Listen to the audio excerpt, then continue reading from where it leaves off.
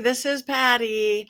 This week's magic lesson, we're going to talk about Samhain, as it's called in my witchy pagan belief system. It really is a thing. It really is a magical and kind of holy holiday. It's our new year, Samhain. It's when the beginning of the year.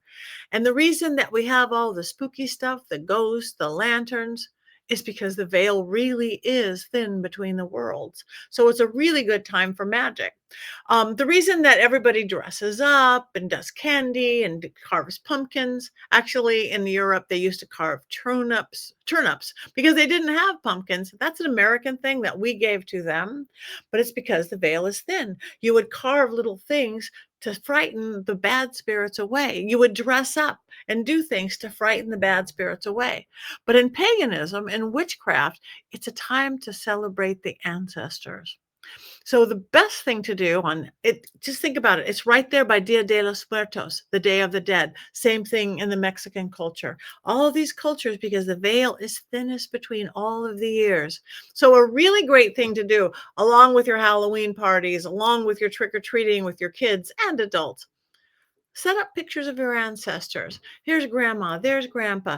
Light some candles with it. Even just for a few minutes, sit around and talk about them. That's the time we really do celebrate the dead. There's some beautiful public rituals where I live where we'll have altars that are like 40 feet long and everybody brings their pictures. We celebrate, we do bonfire, we call out the names of our beloved dead. It's a magical time. But it's also a really good time to talk to spirits. Practice your mediumship. The veil is thin. Another good thing to do on Halloween Eve is a dumb supper. Not dumb as in stupid, as in silent. It's a backwards dinner. You might have heard me talk about it before on when people die. I always do, if people want, a dumb supper 40 days or any time after somebody passes away. That's the transition period. But it's also something we do on Samhain. Again, it's a dinner for the dead to celebrate the dead. Have beautiful table, casual or as dressy as you want it. But the thing that you do is you do it backwards. What? Right. That's because the other side of the veil is mirror image. So start with dessert. Who doesn't want to do that? Then you have your main course, and then you end up in your super salad or appetizer. Celebrate the dead, set places for them, set glasses for them. Now, some people do the entire dinner in silence, and that's a beautiful way to do it. I don't. I just do part of the dinner in silence, especially if you are celebrating certain people or recently deceased. I will talk about them, the good, the bad. I miss you, laugh, cry, and everything. But somewhere during the dinner, everybody gets silent. And those deceased loved ones will talk to each of you or make themselves known to each of you to your own psychic ability and level of comfort with it. Somebody might get a chills or a cold breeze or hear something in their mind or see a flash in the corner of their eye. And then start talking about, I saw this, I felt this, grandma gave me a message, or I got this from my ancestors. Then you start talking about it. I felt this.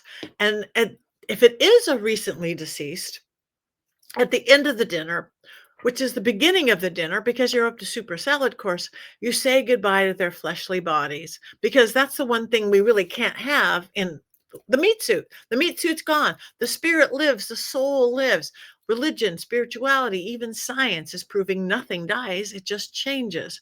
But the meat suit does. So all of a sudden, if it is a recently deceased or someone you're still holding on to and really grieving, cut those cords, especially those heart to, because in living people, the cords are heart to heart, heart to heart. We use that terminology, cut the cord, no strings attached. Now you want to cut that and make it a third eye cord. So it's your spirit loved ones, not your deceased loved ones, because you could have a real relationship with the spirit loved ones. And if you so choose, even communicate with them better. So with all your other beautiful things you do on Halloween or Samhain, celebrate your ancestors at the dumb supper or just with a candle and some photos or just some conversation.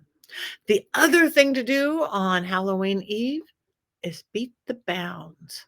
Beat the bounds. It's an old English tradition that's done. Where's my trusty little junior broom? It's not going to be here.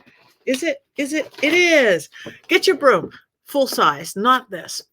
A time to claim your space is on Halloween Eve. Get your broom, regular sized broom.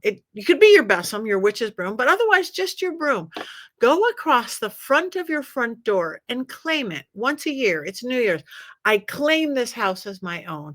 I claim this space as my own. We're hitting the handle down. I claim this land as my own. If you don't have a whole house, you do it on your apartment. If you don't even have a whole apartment, you're sharing a half a bedroom with somebody, do it across your half of the room.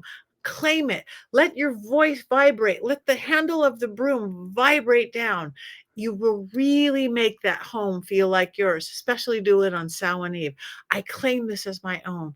This home is my own. This land is my own. This room is my own. This little section of the bedroom is my own. Remember it. Magic is everywhere. It's really powerful this time of year. Thanks for tuning in.